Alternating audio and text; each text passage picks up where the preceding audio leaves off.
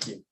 I think I will. I'll do my best. Thank you, Mr. Chairman. I'm pleased to provide an update report to the board on the planning of the new hospital project.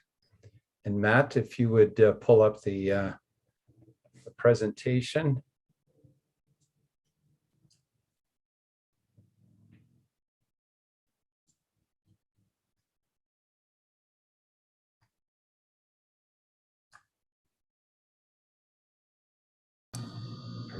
Are you still there?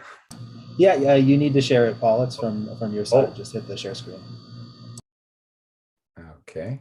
I was going to say that's one way to make the meeting longer. All right. Perfect. Can everyone see that now? Yeah. Is that good? Okay. Mr. Chairman, really want to highlight two topics to the board this evening. The first one is to provide an update on the new capital planning manual that the Ministry of Health released just a few months ago. And the second topic is about why it takes so long to plan a new hospital project and get the shovel in the ground. Since we released the new project timeline schedule just a few weeks ago, I think that many of us have received this question: why does it take so long? So we spent some time in the last couple of weeks putting together a summary timeline schedule that hopefully will enlighten board members and the public on the different steps required over the coming months and years, actually, in order to get the construction of the new hospital underway. So the first topic is about the new capital planning manual. It replaces the old manual that's been in place since 1996. So of course, some 25 years. So it was due for some updating. Important to note that as it's changed, it has not changed some of the key milestone dates for the new hospital project. That being, of course, the beginning of the procurement process, and secondly, a breaking ground on the new construction.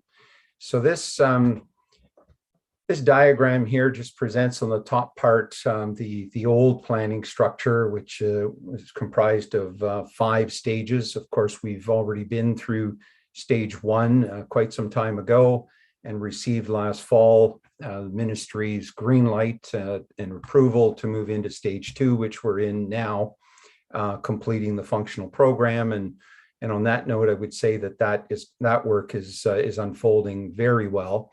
And we're on schedule for having a final copy of that in June. So we've got 38 functional program teams working on that, close to 250 people, and 15 patients that are accompanying us in various planning groups. The second point that should be made is that our RFP for the planning, design, and conformance team is out in the marketplace. And we anticipate to be selecting the preferred proponent, really a team of architects and engineers that will be with us throughout the whole project, but in particular will help us develop the block schematic plans late summer and through the fall with these 38 planning groups. You have the other remaining stages, stage 3 and stage 4. Stage 3 beginning, it would have begun in November of 23. So ways after we submit actually this stage 2 package in the winter of 2020 and 23. So the new process is comprised of 3 phases.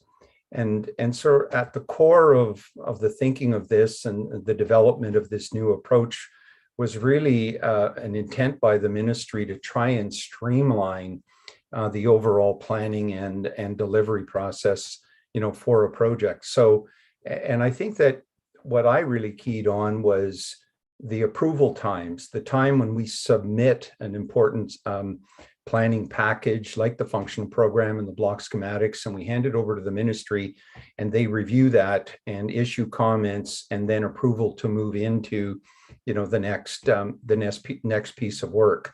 So when you have 5 stages, there are stop points and start points throughout it. And so this new manual is an attempt to I think, make things more efficient and to try to bring projects to market more quickly. But really, the pieces involved, as you can see on this slide, are very much the same. The pieces of work that is in what's in the 5 stages and what is now in the 3 phases. The drop downs, really those dates that I referred to earlier, or those timeframes of submitting the stage 2 package in the winter of 23, the beginning of procurement in the spring of 2025, and then the construction beginning in the spring of 27.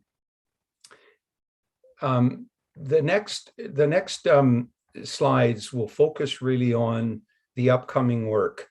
What's involved in indicative design with this new planning, design, and conformity team after we've submitted stage 2. And so the next slide will really break that down into some detail. But that indicative design process represents approximately 25% of the design work moving forward. We then issue an RFQ to the marketplace to attract developers to the project, hopefully shortlisting 3 or 4 of them, that will then take our indicative design and further develop it right into working drawings for construction. I can, I think, skip over these fairly quickly, and I'll be able to comment on them in the actual graphic that we have for the description of the indicative design. It's a little involved, as you can see, and I do want to point out that this really is a summary of the design workload moving forward. It's really intended to show the different phases of work and the different disciplines involved in all of this work, so that when we talk about onboarding a planning, design, and conformity team, essentially it is quite a team of architects and engineers involved in different parallel streams of work to design the hospital. So in the green we have the engineering group led by different engineering specialties. Of course, we have an aviation consultant to position the helipad in the right location, and obviously its relationship to the emergency department. In the blue are all of the different architectural disciplines that have work to do to bring the piece together for the architectural design elements of the hospital. In the yellow is the development of what we call the project-specific output specifications. So we really get into it's in some ways it's similar to the functional program, but it's really a document that describes various specific items that we want, either in engineering or in architectural elements. A good example might be the energy systems in the building, whether we're talking about how many air exchanges per hour. All of these things are described in the performance output spec, and they become requirements that the developers have to follow and have to develop into their designs. They do come to us with different alternatives, different approaches to accomplish the same performance level, but the project-specific output specifications are a component of what needs to go into the RFP documents. The last bar is the gray one, and it's the preparation of the request for qualifications that happens at the tail end of this indicative design period. So as I mentioned earlier, the indicative design period would begin in November of 23 and would involve all of the 38 planning teams that we've put in place, the functional program user groups, and we'd be working closely with them, not on all of the engineering items, but of course on the floor plan layouts and you know, some of the architectural items. So certainly the third bullet in the blue section is to describe you know, the development of further development of detailed drawings with regards to floor plan layouts for each of the departments. And in the latter part of the first of those 2 years of indicative design is the development of the RFQ and launching it into the marketplace. It's approximately a 6-month period, to be followed by this RFP period. And the RFP, each of the developer teams will take our design, but they will look to try to improve it. The ministry would use the terms introduce innovations into the design. So they may come back with some different solutions, some different proposals in terms of the overall design of the building, but certainly to do with a lot of the engineering of the building as well. We will select one of those teams at the end of that RFP period, and the work that they have done on evolving our indicative design and making it their own becomes part of the next stage, which is the once we've onboarded them, we've signed a contract with them, they will then take that design and develop the working drawings. But you'll also notice that construction starts at that point.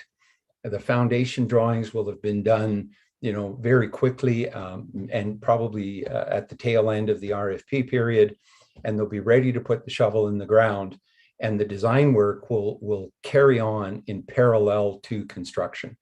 So we wanted to share with the board and with the public this process here of months of work and the coming 4 years to explain why it takes the time that it takes to get a project, to get a mega hospital into the ground. And that's the end of my presentation. Be happy to take any questions. Questions, comments for Paul? Pretty comprehensive timelines associated with it. So thank you for that, Paul.